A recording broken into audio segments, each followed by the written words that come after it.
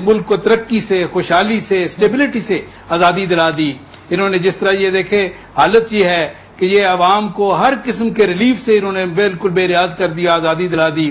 عوام جو ہے اب جھولیاں اٹھا اٹھا کے دعائیں کرتے ہیں ان کی رخصتی کے لیے.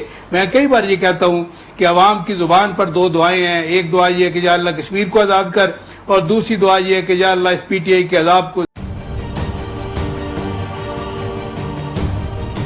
میں ذرا اپوزیشن پر تنقید کے نشتر بھی چلائے گئے. سراج الحق صاحب نے بھی آج آپ نے دیکھا کہ ایک پریس کانفرنس کے ذریعے موجودہ حکومت کی 2 سال کی کارکردگی کو ناکام ترین قرار دیا. گزشتہ روز ہم نے پاکستان پیپلز پارٹی کی جانب سے، پاکستان مسلم لیگ نواز کی جانب سے بھی دیکھا کہ انہوں نے بھی 2 سال کی کارکردگی حکومت کی تسلی بخش بالکل نہیں تھی، مایوس کن تھی.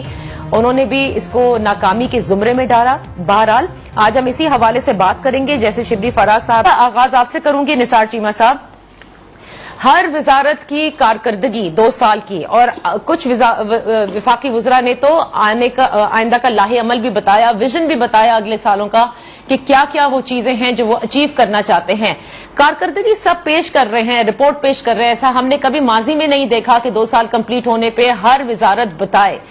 اب مجھے یہ بتائیے گا کہ اس سب کے باوجود آپ سمجھتے ہیں کہ موجودہ حکومت ناکام رہی ہے؟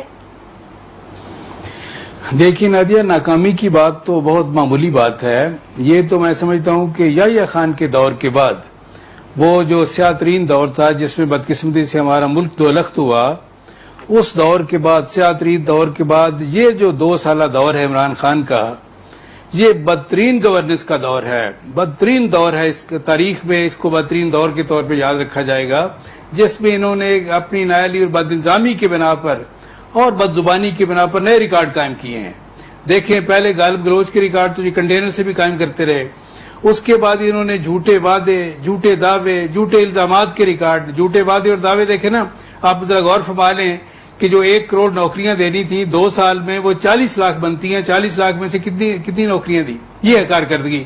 2 سال میں 50 لاکھ گھروں میں سے جو 20 لاکھ گھر بننے تھے وہ کتنے بنے آج تک؟ یہ دیکھ لیں، اندازہ کریں. ناکامی نہیں ہے، یہ تو بدترین قسم کی ناکامی ہے. تو کارکردگی ہو نہیں سکتا. میری گزارش سن لیں. نہیں سنیں پہلے نثار چیمہ صاحب، آپ کیونکہ کہہ رہے ہیں نا کہ یہ نوکریوں کا بھی آپ نے ذکر کیا، بجا فرمایا، گھروں کا ذکر کیا، بجا فرمایا.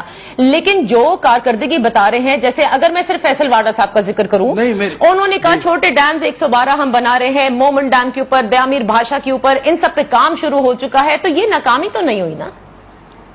یہ مجھے فرمائیے نادیہ کہ یہ کیا ان کی کریڈیبلٹی ہے؟ یہ جن کا آپ نام لے رہی ہیں، یہ تو ان کی کریڈیبلٹی تو ان کے یہ وزراء سے لے کے وزیر اعظم تک کیا کریڈیبلٹی ہے؟ دیکھیں بات یہ ہے کہ اب تو نہ کوئی عوام کی نظروں میں کوئی ساکھ ہے، نہ اعتبار ہے، نہ اعتماد ہے، کوئی کریڈیبلٹی نہیں ہے. آپ اندازہ کریں اس کے بعد جو نئے ریکارڈ انہوں نے قائم کیے احتساب کے نام پہ، بدترین جو انتقام کے ریکارڈ. پھر یہ دیکھیں یہ قرضوں کی بات کرتے تھے کہ جی پچھلی حکومتیں قرضے لیتی رہی.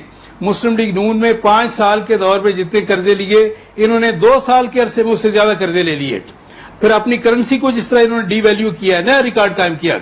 ہماری تاریخ میں اس کی مثال نہیں ملتی کہ یکدم اپنی کرنسی کو اتنا بے قدر کر دیا ہو ان لوگوں نے. دیکھیں ان کی نااہلی بدنظامی کی وجہ سے ہر شعبہ جو ہے متاثر ہوا ہے. صرف معیشت نہیں، ہر ادارہ، ہر شعبہ جو اس کا بیڑا غرق انہوں نے کر دیا. پھر اپنے وطن کو جس طرح انہوں نے بدنام کیا. دیکھیں ہمارے آج تک کسی سربراہ نے، کسی وزیر اعظم نے باہر جا کر اس طرح اپنے وطن کو بدنام نہیں کیا جس طرح عمران خان صاحب نے کیا.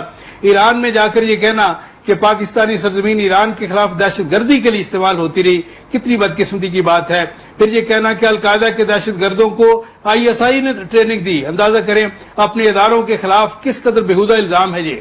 پھر یہ جس طرح انہوں نے PIA کو، سول ایویشن اتھارٹی کو، اپنے پائلٹس کو بدنام کر کے رکھ دیا پوری دنیا میں.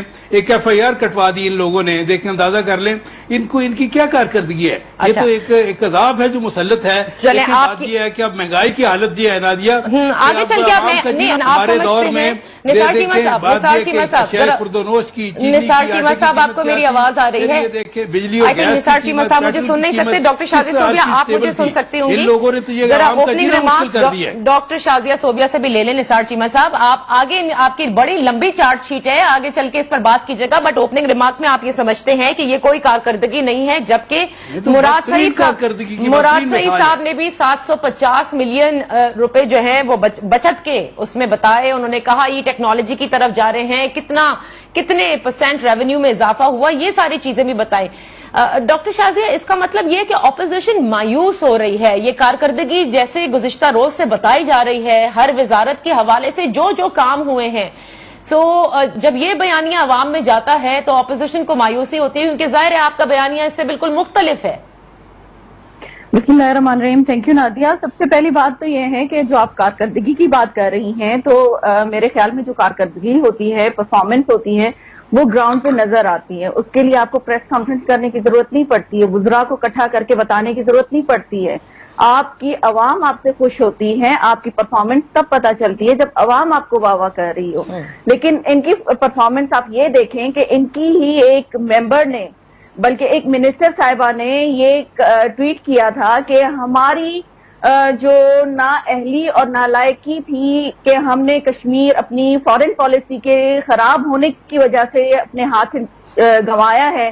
तो देखिए, इनकी परफॉर्मेंस तो आपको यहाँ से पता चल रही है कि कश्मीर का सौदा इनकी नाकस जो फॉरेन पॉलिसी थी उसके बेस पे हुआ, और ये हम नहीं कह रहे, ये इनके अपनी एक वजीर कह रही है, शीरी मजारी साहिबा ने जो कहा था, शीरी मजारी साहिबा ने, जी बिल्कुल। और उसके बाद कल उन्होंने ही ट्वीट किया है, जो बलूचिस्तान में दहशतगर्दियां चल रही हैं, कल परसों एक बच्चे को जो घर से निकाल के और उसको वहां पे शहीद किया गया है उसके माँ बाप के सामने, ये इनकी परफॉर्मेंस है।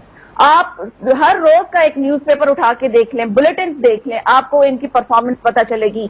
देखिए, परफॉर्मेंस आपके बोलने से, ऐसे तो मैं भी कहूं कि मैंने बहुत अच्छे काम किए हैं, मेरे काम अगर किसी को नजर आएंगे तो सामने वाला तारीफ करेगा। अगर अपोजिशन आपको बता रही है ना, तो आपकी नाअहली, इनकॉम्पिटेंसी, जो नालायकी है वो बता रही है, तो आप उनको कवर करने के लिए अपने आप को, अब सबसे बड़ी इनकी जो नाअहली है वो बीआरटी है कि एक दिन आधी बीआरटी का इन्होंने इनॉग्रेशन की है और दूसरे दिन वो बसें जो है क्रेन उठा के जा रही थी।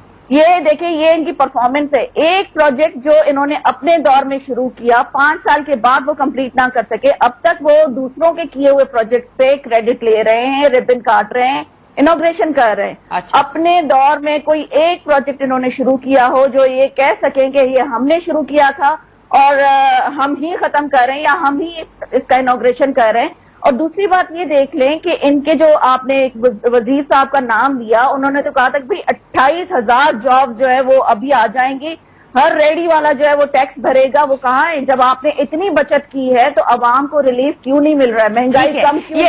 मंशूर ही शायद यही था, जिस तरह की जुबान इस्तेमाल की, जिस तरह के झूठे इल्जाम लगाए, इन्होंने इस मुल्क को तरक्की से, खुशहाली से, स्टेबिलिटी से आजादी दिला दी।